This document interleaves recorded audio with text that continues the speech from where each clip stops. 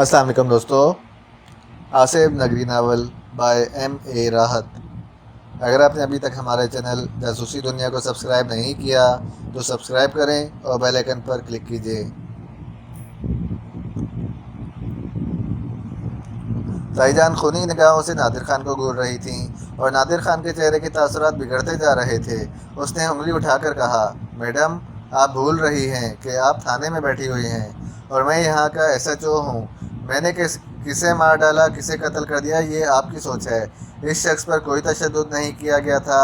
ये एक ऐसी जगह कई बार नज़र आया था जहाँ एक मुअज़्ज़िज़ शख्स को कत्ल कर दिया गया था। इसका हुलिया आसपास के लोगों ने बताया था और FIR में बाकायदा इसका नाम दर्ज था। जब ये हमें नज़र आया तो हमने इसे गिरफ़्तार कर लिया। हमने इसे फ्लैट के बारे में पूछना था, हमारी तफ्तीश ज़रूरी थी और तुम दौरान तफ्तीश इस कदर बेकाबू हो गए कि उसे हलाक कर दिया गया। ऐसा नहीं हुआ। आप उसकी लाश ले जाइए, उसका पोस्टमार्टम कराइए और इसके बाद मुझे सज़ाए मौत दिलवा दीजिए। मैडम, हमें इस तरह के वाक़यात का सामना करना पड़ता है। आप जैसे शिद्दत पसंद लोगों से बहरहाल अपनी जान बचाना चाह पड़ती है। लम्हों में तुम्हारी वर्दी उतरवा दूंगी। इंस्पेक्टर, अपने आप को होशो हवास में रखो, ठीक है? मैं देखूंगी मैं क्या कर सकती हूँ। तुम्हारा जो दिल चाहे करो। उसकी लाश गायब करा दो, उसकी गिरफ्तारी को जाहिर ही ना करो। उठो शहाब, उठो। मैं देखूंगी कि मैं क्या कर सकती हूँ। तुम मेरे साथ आओ। एक लम्हे के अंदर फैसला करना था। ताईजान बुरी तरह बिफरी हुई थी और मैंने यही फैसला किया कि मैं उनके साथ चला जाऊँ। उनकी बात मानकर ही उनका गुस्सा ठंडा कर सकता था। इस दौरान ताया अब्बू बिल्कुल खामोश बैठे रहे थे। तायरा खानम ने उन्हें इस तरह नज़रअंदाज कर दिया था जैसे इनसे वाकफियत ही ना हो। मैं ताया अब्बू से माजरत करके उठ गया। ताया अब्बू, आप घर चले जाएं, मैं ज़रा ताईजान के साथ जा रहा हूँ। ताया अब्बू ने बेचैन निगाहों से मुझे देखा लेकिन मुंह से कुछ ना बोले। बाहर आकर मैं ताईजान की गाड़ी में बैठ गया। इन्होंने घर का ही रुख किया था। फिर हम लोग ताईजान की शानदार कोठी में दाखिल हो गए। वो गुस्से से खोल रही थी। मैंने वही किया जो किया जाता है। हज़ारों वाक़यात इस तरह के हो चुके हैं। ये लोग किसी बात को गलवाने के लिए या किसी को खुश करने के लिए बआसानी किसी की ज़िंदगी ले लेते हैं। लेकिन चांद खान मेरा मुलाजिम था। मैं उसकी मौत को नज़रअंदाज नहीं करूँगी।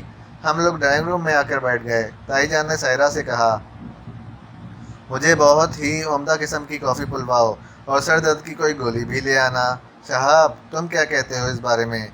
इन्होंने सायरा को हिदायत देकर मेरी जानिब रुख करके कहा, ताईजान, ये हकीकत है कि जब हम इस फ्लैट पर पहुँचे तो फ्लैट के सामने रहने वाले एक साहब ने चांद खान का जिक्र किया था और उसने ही चांद खान का मुकम्मल हुलिया भी पुलिस ऑफिसर को बताया था।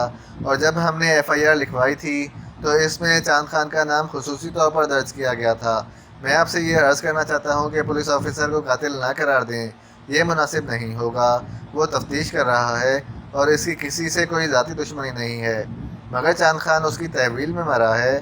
आप चाहें तो उसका पोस्टमार्टम करवा सकती हैं, पता चल जाएगा। वैसे बज़ाहिर उसके जिस्म के किसी भी हिस्से से तशद्दुद के आसार नहीं मिले। सायरा वापस आ गई थी। उसने कहा, हाँ मम्मा, शहाब ठीक कहते हैं। अगर वो तशद्दुद से नहीं मरा है फिर तो पुलिस ऑफिसर को कातिल करार देना मुनासिब बात नहीं है। अगर कोई पुरस्कार मौत मरा है तो फिर हमें ही शर्मिंदगी उठाना पड़ेगी। ताहिरा खानम किसी सोच में डूब गईं। मुलाजमा ने कॉफ़ी लाकर रख दी। उन्होंने कॉफ़ी पी और इसके बाद बोली, साहब, पुलिस ऑफिसर को फ़ोन करो कि वो लाश यहाँ भिजवा दे। उसकी तदफीन का इंतज़ाम हम खुद करेंगे। बहरहाल वो हमारा वफादार मुलाजिम था। मैं फ़ोन किए देता हूँ, मैंने कहा और इसके बाद मैं नादिर खान को फ़ोन करने लगा। मैंने उसे बताया कि मैंने बात कर ली है, वो लाश को यहाँ भिजवा दे। ताहिरा खानम उसकी तदफीन का इंतज़ाम कर देंगी। नादिर खान ने इस बात को कबूल कर लिया था। बहरतौर इसके बाद थोड़ी देर तक मैं ताईजान के साथ रहा। वो चांद खान के बारे में इजहार कर रही थी। दरअसल चांद खान तवील अरसे से इनके यहाँ मुलाजिम था, उसका और कोई नहीं था। मैंने इजाज़त तलब की तो ताईजान ने मुझे इजाज़त दे दी। घर पहुँचा तो ताया अब्बू बरामदे में टहलते हुए नजर आए। मुझे देखकर चंद कदम आगे बढ़े और बोले, मैं बेचैनी से तुम्हारा इंतज़ार कर रहा था। क्या हुआ? कुछ नहीं ताया अब्बू, इस मुलाजिम की लाश ताईजान को भिजवा दी गई है और पोस्टमार्टम। इस ख्वाहिश का इजहार ताईजान ने नहीं किया। हाँ, तुमने देखा उन मोहतरमा को? ये मेरी भाभी हैं, मेरे बड़े भाई की बीवी। उनका रवैया मेरे साथ कैसा रहा? इंतहाई नामाकूल। और इससे ये ज़ाहिर होता है कि वो बहुत ही बदअखलाक खातून हैं। تایا ابو اس کے بعد کچھ نہیں بولے تھے۔ میں مما کے پاس پہنچ گیا۔ دانیہ کی حالت بہت بہتر نظر آ رہی تھی۔ سلطانہ اور ہیرا اب اس کی بہت اچھی دوست بن چکی تھیں اور وہ ان دونوں کے ساتھ خوش نظر آ رہی تھی۔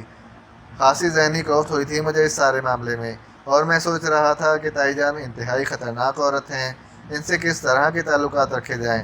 تایا ابو کے ساتھ انہوں نے بہت برا رویہ اختیار کیا تھا، انہیں ایسا نہیں کرنا چاہیے تھا۔ اچانک ہی دل میں دادی اماں کا تصور جاگا۔ دادی اماں سے ملاقاتیں تو ہوتی رہتی تھیں، لیکن اس وقت بے اختیار دل چاہا کہ ان کے پاس جاؤں۔ کوئی اور ساتھ نہیں تھا، چنانچہ میں ان کی جانب چل پڑا اور کچھ لمحوں کے بعد ان کے کمرے کا دروازہ کھول کر اندر داخل ہو گیا۔ جب بھی میں یہاں آتا تھا مجھے کمرے میں ایک عجیب سی کیفیت کا احساس ہوتا تھا۔ اس وقت بھی میں نے یہی محسوس کیا تھا۔ دادی اماں ایک معصوم مرجھائے ہوئے پھول کی مانند بے سدھ پڑی ہوئی تھیں۔ میں دادی اماں کے پاس جا کر بیٹھ گیا اور پیار بھری نگاہوں سے انہیں دیکھنے لگا۔ دادی اماں کی شخصیت میں کوئی ایسی بات ضرور تھی جو انسان کو ان سے محبت کرنے پر مجبور کر دیتی تھی۔ وہ میری دادی تھیں، میرے پاپا کی ماں۔ میں اس رشتے سے بھی ان کا احترام کرتا تھا، لیکن ان کی شخصیت بھی ایسی تھی کہ ان پر پیار آتا تھا۔ میں دیکھتا رہا اور پھر میں نے پیار بھرے انداز میں ان کا ہاتھ اپنے ہاتھ میں لے لیا اور مجھے ایک پیار بھرے لمس کا احساس ہوا۔ لیکن پھر اچانک ہی میرے ذہن میں ایک جھٹکا ہوا۔ ہر بار ایک نئی بات سامنے آتی تھی۔ دادی اماں کا ہاتھ پہلے بھی کئی بار اپنے ہاتھ میں لے چکا تھا، لیکن ایسی کوئی بات محسوس نہیں ہوئی تھی۔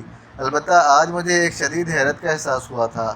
دادی اماں کی چھوٹی انگلی کے برابر والی انگلی میں ایک انگوٹھی پڑی ہوئی تھی، سفید انگوٹھی جس میں الماس جڑا ہوا تھا، اور یہی انگوٹھی اس وقت میرے ہاتھ کی گرفت میں آئی تھی جب کسی نے میرا منہ بند کر دیا تھا۔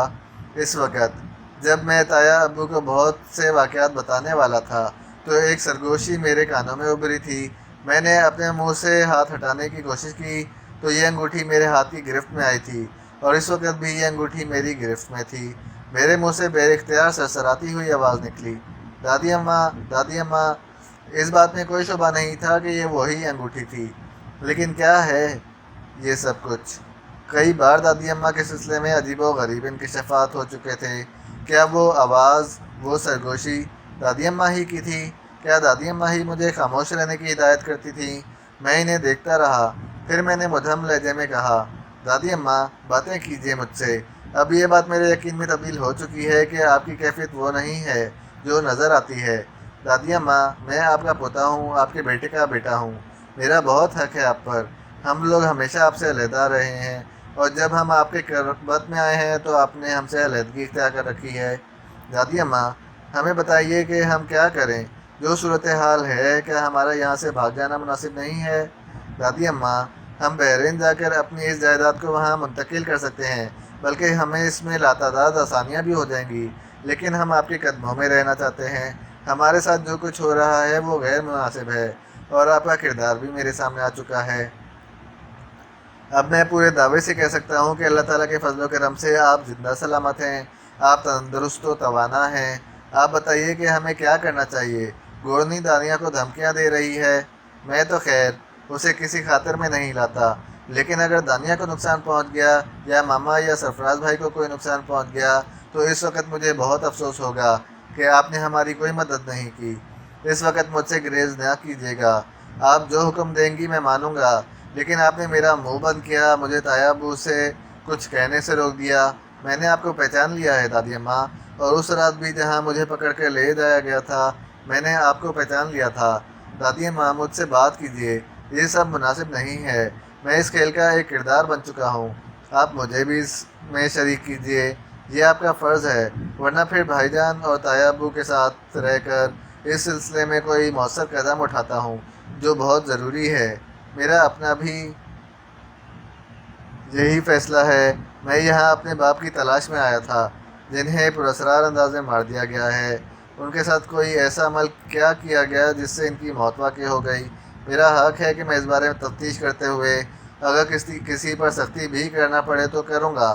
بہرحال یہ آخری فیصلہ کر کے میں تایا ابو کے پاس جا بیٹھا۔ تایا ابو بیچارے کوئی کام کاج تو کرتے نہیں تھے، عام طور سے خالی ہی نظر آتے تھے۔ اس وقت بھی وہ پھولوں کی ایک کیاری کے پاس کرسی ڈالے ہوئے بیٹھے تھے۔ قیصر خان ان کے پاس تھا اور وہ ان سے باتیں کر رہے تھے۔ وہ انہیں زلزلے کی تفصیلات بتا رہا تھا جس میں اس کا خاندان شکار ہو گیا تھا۔ میں تایا ابو کے پاس پہنچا تو کیسر خان اٹھ کھڑا ہوا۔ میرے کو اجازت دو صاحب، یہ کہہ کر وہ بات سے ہٹ گیا اور پیچھے چلا گیا۔ تایا ابو مجھے دیکھنے لگے، پھر بولے، سرفراز کو بہت وقت لگ گیا، حال میں کوئی بات چیت ہوئی ہے ان سے؟ جی تایا ابو، ابھی انہیں تھوڑا سا وقت اور لگ جائے گا۔ اصل میں صرف ان کا اپنا معاملہ نہیں ہے، بلکہ پاپا کے کچھ معاملات بھی انہی کو دیکھنے پڑتے ہیں۔ یہ اس کمپنی کے ساتھ تعاون ہے جس نے پاپا کو بڑی عزت دی اور ان کے عہدے بڑھائے۔ تایا ابو ایک بات بتائیے۔ ہاں پوچھو بیٹے، تایا ابو نے محبت اور نرمی سے کہا۔ دادی اماں کوما میں ہیں اور ڈاکٹر اشتیاق ان کا علاج کر رہے ہیں۔ تایا ابو ڈاکٹر اشتیاق اس سلسلے میں کیا کہتے ہیں؟ دادی اماں کی صحت یابی کے کس قدر امکانات ہیں؟ تایا ابو نے ایک گہری سانس لی اور بولے، بیٹے بات اصل میں یہ ہے کہ وہ جو مقولہ ہے کہ جب تک سانس تب تک آس، ماشاءاللہ اماں بھی کی عمر کافی ہے اور اس عمر کے ساتھ قوت مدافعت میں بے پناہ کمی ہو جاتی ہے۔ ہم ان کی مکمل صحت یابی کے بارے میں تو کچھ نہیں کہہ سکتے، بس یوں سمجھ لو کہ اللہ تعالیٰ نے زندگی عطا کی ہے تو جی رہی ہیں۔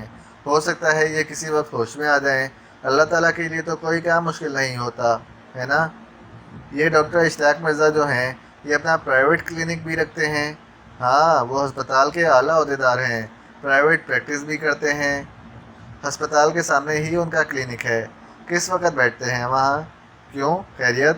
میں ان سے مل کر دادی اماں اور پاپا کی موت کے بارے میں بات کرنا چاہتا تھا۔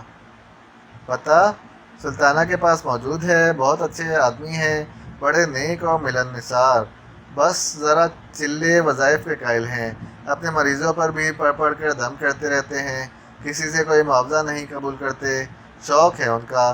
تم سلطانہ سے ان کا پتہ لے لینا، ملنا چاہو تو ضرور مل لینا۔ میں نے اس بات کو ذہن میں رکھ لیا تھا۔ حیرت کی بات تھی کہ اس دوران سائرہ خانم نے مجھے فون کیا تھا، نہ مجھ سے کوئی ملاقات کی تھی۔ میرے ذہن میں تجسس تھا کہ چاند خان کی تدفین کے بارے میں کچھ معلومات حاصل کروں۔ میں نے ابھی یہ سوچا ہی تھا کہ نادر خان کا فون آ گیا۔ کہیے شہاب صاحب، کیسی مصروفیت چل رہی ہے؟ آپ نے تو اپنا کاروبار وغیرہ سنبھال لیا ہوگا۔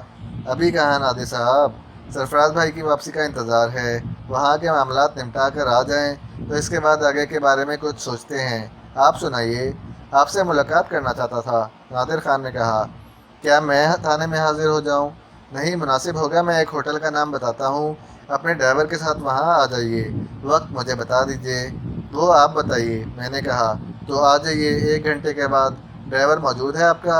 ہاں میں بلاتا ہوں، میں نے کہا اور کیسر خان کو بلا کر موبائل فون اسے دے دیا۔ کیسر خان نے سلام کیا اور بولا، جی بولو صاحب، کیا حکم ہے؟ دوسری طرف سے نادر خان نے یقیناً اسے ہوٹل وغیرہ کا پتہ بتایا ہوگا، کیونکہ کیسر خان سمجھ گیا کہ گردان کرتا رہا تھا۔ پھر اس نے موبائل فون میری طرف بڑھا دیا۔ میں نے کیسر خان کو پتہ سمجھا دیا ہے، آپ کا انتظار کر رہا ہوں، میں پہنچتا ہوں۔